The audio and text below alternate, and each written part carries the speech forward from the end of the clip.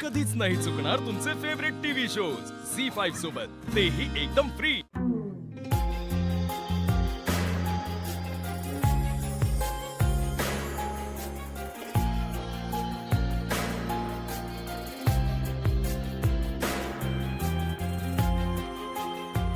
AJ, आजपासून ठरलं कधीच कोणी असं उपाशी राहायचं नाही। आणि हा रूल तुलाही लागू होतो। तू पण कधी उपाशी राहणार नाहीस लीला।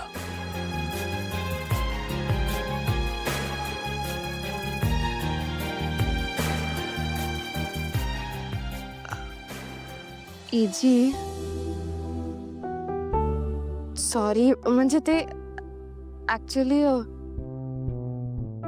मी दिवसभर लपून लपून खाल्लंय, पण आता काय करणार ना। तुम्ही माझं उपोषण खूपच सिरियसली घेतलं। मला वाटलं होतं तुम्ही मला ते तोडायला लावाल, पण तुम्ही तसं काहीच केलं नाही। मग काय ऑप्शनच नव्हता ना। एक सिक्रेट सांगू, मला माहिती आहे की तू खाल्लंस,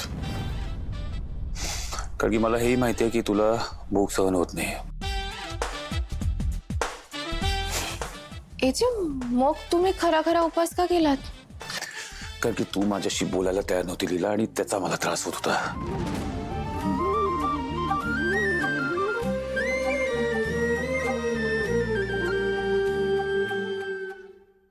एजे,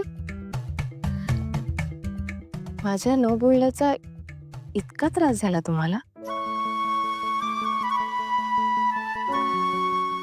लीला, प्रॉमिस मी परत असा वेडेपणा करणार नाहीस तू।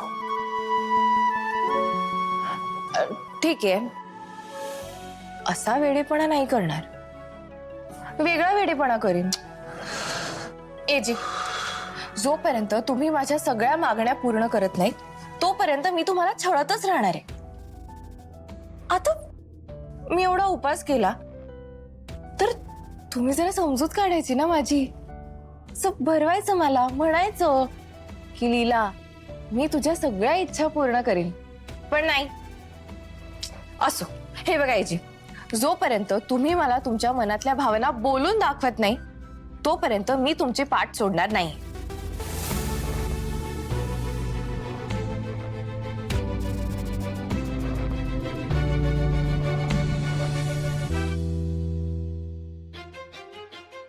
लीलाला हवंय की मी तिला प्रपोज करावं।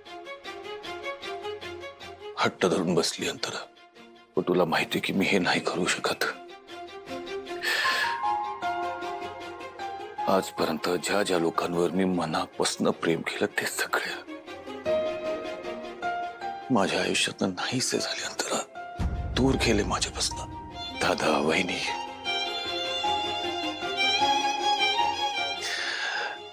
खूप प्रेम करायचो मी त्यांच्यावर, जग होतं माझं ते। पण त्या ऍक्सिडेंट नंतर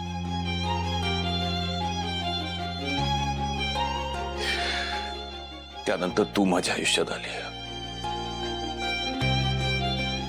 असं वाटलं की कुठतरी आपलं माझ्या आयुष्यात आलं। किती किती हॅपी होतो आपण, सगळं नीट चाललं होतं। पण यानंतर तूही मला सोडून गेलीस, एकटं पडलो मी परत।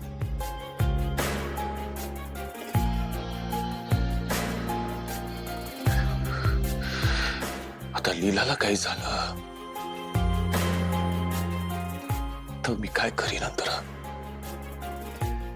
माझं प्रेम मी तिच्या समोर व्यक्त केलं आणि तीही मला सोडून गेली, तर मी काय करू? मी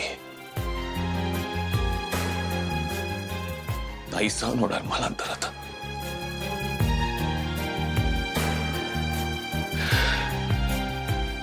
त्यामुळे मी तिला कसं कसं समजावू की मी नाही करू शकत, नाही कळतंय। लीलाला समजावण्याची काहीच गरज नाहीये बाळा, समजावण्याची गरज तुला आहे। तू ज्या व्यक्तींवर प्रेम करतोस त्या व्यक्ती तुझ्यापासून दूर निघून जातात। हा एक केवळ योगायोग आहे बाळा, प्रत्येकाचं नशीब असतं। तर या गोष्टींचा आणि या गोष्टींचा काही संबंधच नाहीये। का असा विचार करतोस? तुझ्या मनामध्ये भीती आहे ना, ज्या व्यक्तींवर तू प्रेम करतोस त्यांना गमावून बसण्याची. काढून टाक ती भीती. ज्या व्यक्तीवर आपण प्रेम करतो तिला जर आपण सांगितलं तर तिलाही आवडणार आहे ना, बरं वाटेल ना तिला. हो मोकळा आणि आपल्या भावना लीला समोर व्यक्त कर. नको वेळ घालवूस.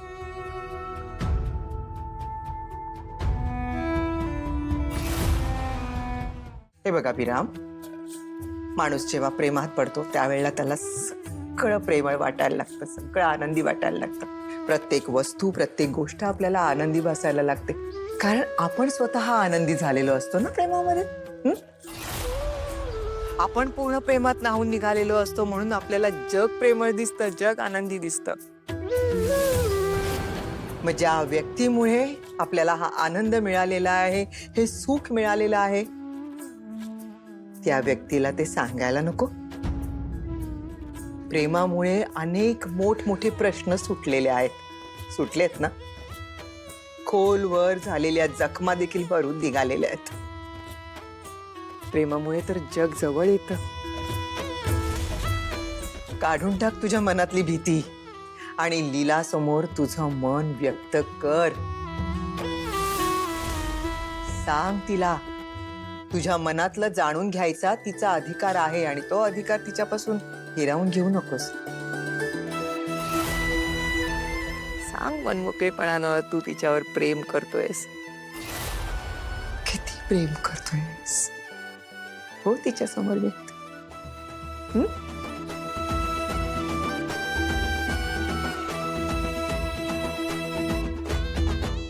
करेन मी आई. सांगेन माझ्या मनातल्या फिलिंग्स तिला. तिला हवंय त्या पद्धतीने मी प्रपोज करेन, आणि असं प्रपोज करेन की ती आयुष्यभर लक्षात ठेवेल.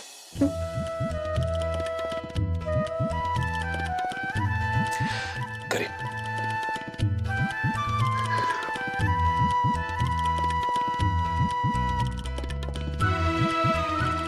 थँक्यू.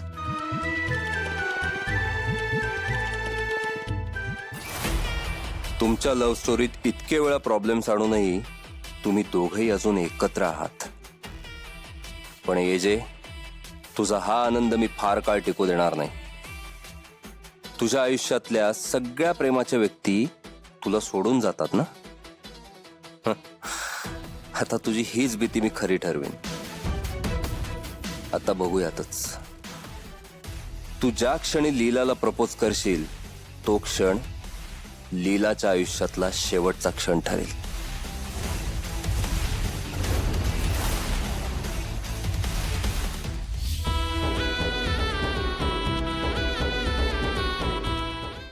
झी5 ॲप डाउनलोड करा आणि पहा सर्व एपिसोड्स एकदम फ्री.